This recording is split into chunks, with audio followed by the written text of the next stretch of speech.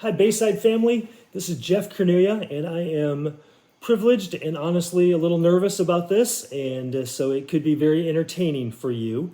But I am blessed to be able to share a little bit about my heartbeat, what makes me tick, kind of if you think of Marcus Buckingham, the red thread that makes me lose track of time to be able to do work that just is enjoying, and so it doesn't feel like it's work, and so that is my red thread. And I'm going to work through just being very authentic with no mask. That's one of the things that I'm growing about myself, of just to be transparent.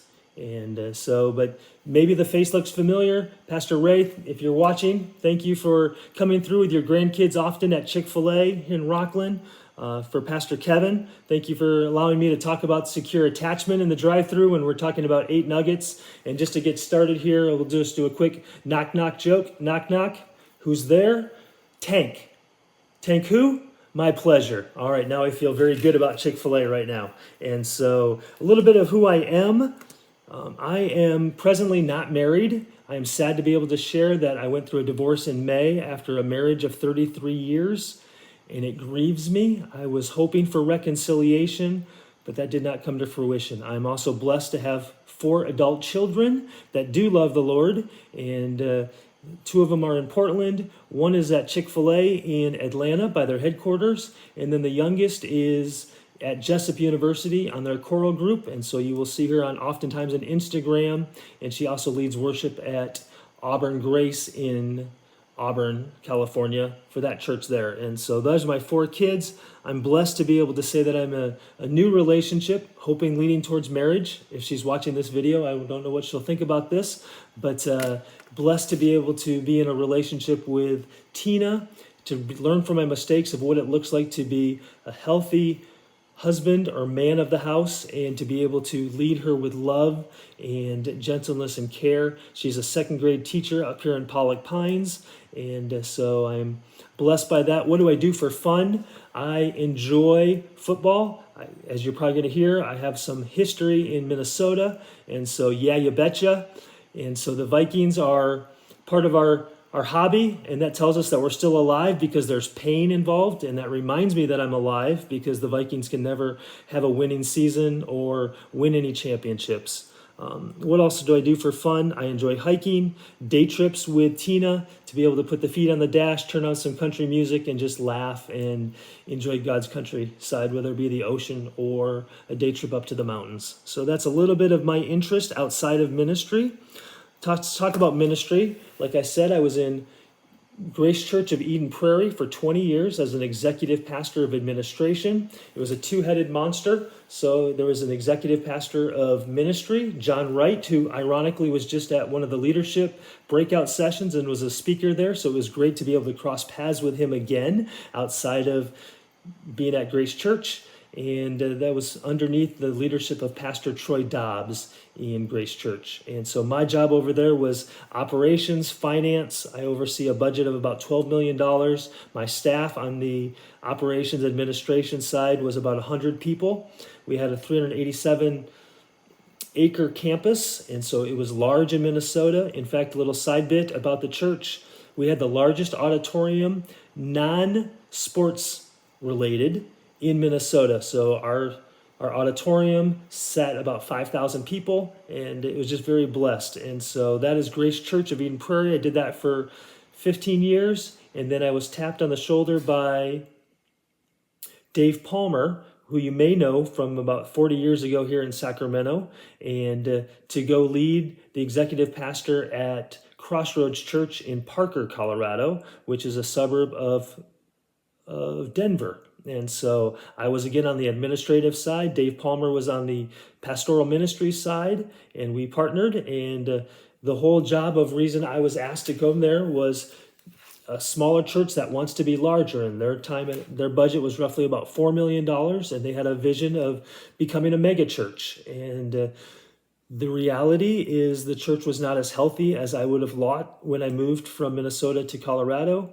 And transparently, even my wife did not enjoy it that much at all, and she started worshiping at another church, and that just caused too much of a friction and a fissure. And so we moved to Grass Valley, California, where I became the chief operations officer for Full Strength Ministry, which was a ministry to help pastors to be fully healthy. And so we would come alongside, provide counseling, an app for them to check in on occasion, just to be able to make sure that they are doing well so that they can be able to lead their congregations well. So that was my job at Full Strength.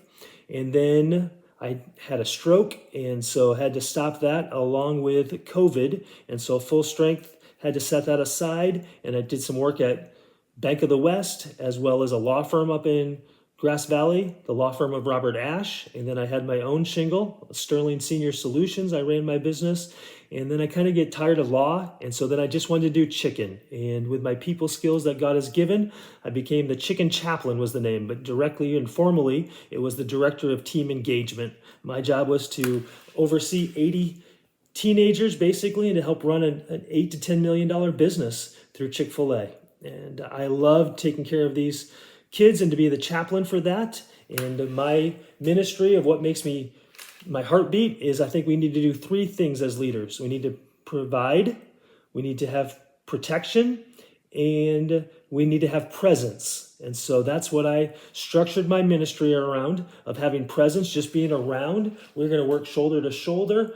It's not, I told you what to do. It's let's figure this out together, collaboration and working alongside. But a lot of it has to do is just understand that there's a lot of fear out there, and to be able to just take time with presence and build relationships with each staff member is the best way that I believe I can provide the culture that we're looking for here at Bayside. Leadership style, which kind of talks about that. I know that leaders are learners, and so some of my favorite thought process winners are Francis Chan, Pete and Jerry Scarzella, which would be part of Emotionally Healthy books. And then the last two would be Truett Cathy, the founder of Chick-fil-A, and the leadership principles that he was able to do, and just to understand what it looked like to run a good business that honors God. And that still continues today with them being closed on Sundays. And so all that has to do with Truett Cathy. I invest in myself by journaling, telling myself I have to slow down, probably in this speech as well, just to sit still. I love to listen to podcasts. One of my favorite podcasts is Craig Gashel, and there was one recently with Vanessa Van Edwards. And so if you ever an opportunity to do some work or learning about Vanessa Van Edwards, she's an incredible leader, and just asking the right questions, and even just how you present yourself as a leader. And I really appreciate Vanessa.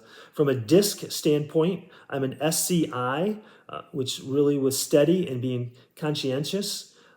Some of my downsides as a SCI is I don't say no very well. I like to say yes. In fact, the question is, hey, the answer is yes, what's the question? And so I need to slow down enough and to be able to say no. I don't like conflict. I'm working on that and trying to lean into it, and just understand that conflict is healthy if you do it right.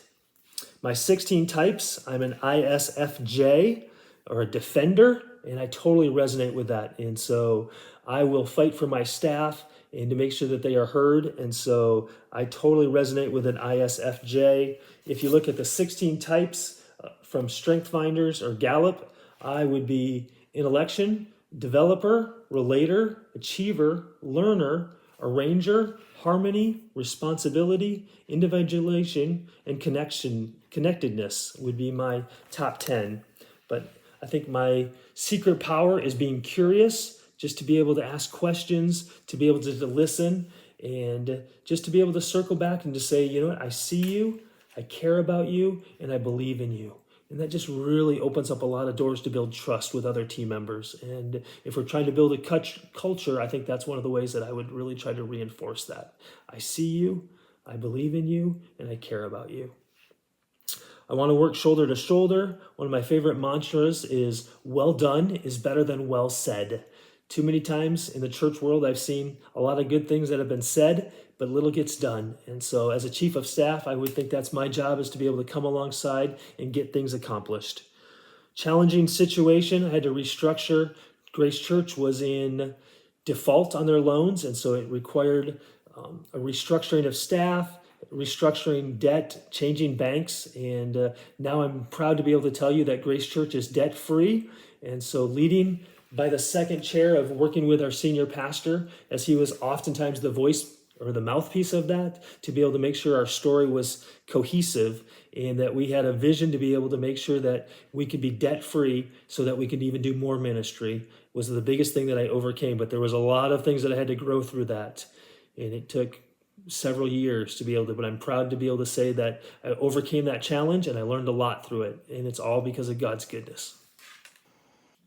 In regards to staff health, I'm really glad that that's part of your docket of questions to be asked, because I feel like staff health is one of my superpowers, to be able to utilize my gift to build relationship bridges with other staff members, to be able to empower them to be able to accomplish a lot of things that we can do together that we couldn't just do by ourselves. And so staff health is vital to me. It's part of my DNA to be able to build the culture. In fact, that's why I was hired at Chick-fil-A, is to build a new staff culture that is healthy and refreshing, that shows care and restoration. And I would love to be part of the chief of staff that builds a culture in Bayside that we can be really proud of, and that we can accomplish a lot of things, but we do it together. And so some of my secret elements that I would say that aren't very secret, but some of my ingredients that I like to do to be able to build a staff culture that is very healthy is asking the question, how can I help you? And so I hope this is the right direction, but I would start meetings and just say HCIHU.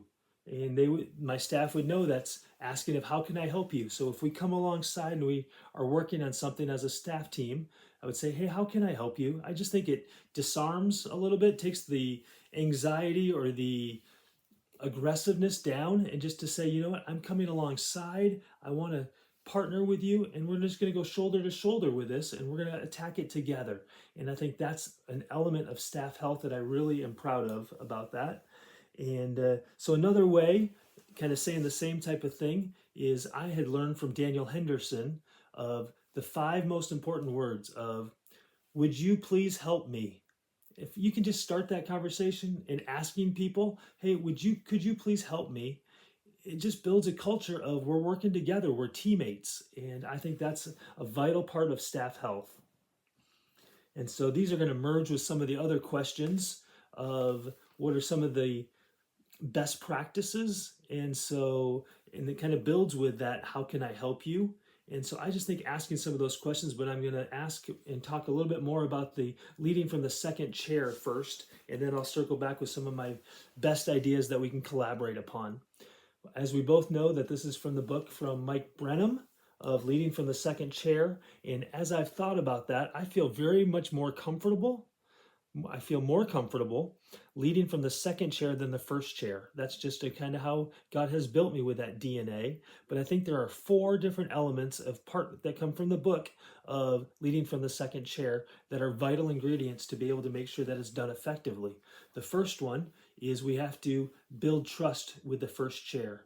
And we have to be able to have fierce conversations. And I think I told you in the past that I am kind of do not like conflict. And so I have learned to grow of having fierce conversations, which is another book that I've read and have enjoyed. But really, those conversations aren't that fierce. It's just having the bravery to be able to start a conversation. And so, some of my tips that I've taught to my staff members is, if you start the conversation with, hey, I have a story in my head, can you help me with that?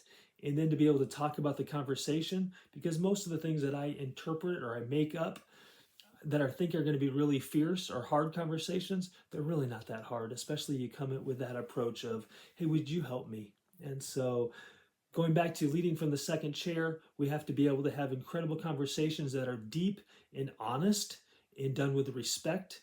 And so we have to trust each other as the first chair. The second one is that there's not an element of being subservient, that you are below than or less than. We are peers working on the same project. I respect his role and his responsibility. I wouldn't want all of his responsibilities. My job is to be able to come alongside and to help him win. And so, but if we come along that side of that mindset of not being less than or braggadocious. It just makes everybody do better in their respective chairs. I think that number three, there's a balance of leading as well as following. All right, and it's an art to be able to know who your audience is. Are you following right now, or are you leading? And it's the law of conflation. Both things can be true at the same time, but you got to know which hat that you're wearing. Are we following, or are we leading right now as the second chair? The last part I would kind of element is I have to be growing myself. That's an important element. If I'm going to be in the second chair and I'm wanting other people in my sphere of to help them to go grow, I have to be growing myself. Specifically for me, so you hear my heartbeat, is I'm growing on my secure attachment, and to be able to know that I will not be rocked if I have some anxiety, but I will be securely attached, clinging to the rock, and I can be able to lead with secure attachment. One of the ways that I'm teaching that right now to my Chick-fil-A team members is, this goes back to kind of the fairy tale, but Gaston and Belle, all right? Nobody likes to work around people that are Gaston of, I'm the best. Whatever you can do, I can do better, right? It's obnoxious, all right? But you think of Belle on the opposite side of, she's singing through the courtyard and just graceful. It's beautiful. She's strong. She is good, all right, but she doesn't do it in a braggadocious way. And so I want people to have humble confidence. I don't think many people hear those words together, but humble confidence is an incredible trait that I think that's an element of leading from the second chair, is you have to have humble confidence. So that's kind of my idea of the second chair. I've been able to do that very well with as the CFO, COO, and usually I work with the president of the ministry, and so, or the senior pastor, and so that was how it was with Troy Dobbs or with Daniel Henderson, and it just really went very well as the second chair. One other element was sharing best practices or collaboration, and I've got two ideas that I'd like to leave with you, and I've hinted about some of those, but I think if I was chief of staff at Bayside, I would do the Win the Month is the name of it. And most things in the corporate world, we talk about R&D, and R&D is research and development, right? The truth is, I think R&D is rip off and duplicate. What can I find that are best practices? And this was a best practice that I got from Bill Hybels. And so most people generally think about goals with a six month, 1 year, 3 year time horizon. And most of my goals don't come to fruition with that long, but I found that a 30-day window of win the month for the next 30 days of just one thing that I'm going to be able to do. Now you can stack those 30 days so it comes out to 6 months for the bigger goal, but usually it's running that marathon step by step to be able to get those objectives. And so Win the Month was a 3x5 card, and we would put it on Canva as the app, and so that way all the team members could be able to see everybody's Win the Month, and we would have them printed and posted in their office so everybody knows what their Win the Month was. And an important factor inside that Win the Month was the big idea and whatever small steps that you're going to do, and then a deadline. And then the Win the Month would also incorporate an element of, I could use your help with. And so they would have to share how they need help to be able to hit their objective. And that really helps go in that team concept of we're all in this together. And so then I can look at other people's Win the Month concept and to see how I can help and add value to them. And so 30-day little sprints rather than running the whole marathon. The Win the Month was being my biggest idea to be able to collaborate. And when we meet in person, I would love to share some of those Win the Month ideas so you can see it tactically and to see what that would look like. My second collaboration idea is I would wonder, with my finance background, I understand that FTEs are very expensive. And so when we think of all the things that Bayside is doing now with Matt Filer coming in regards of development, and I have known Matt Filer for the last 35 years, and we were pitcher catcher in baseball together,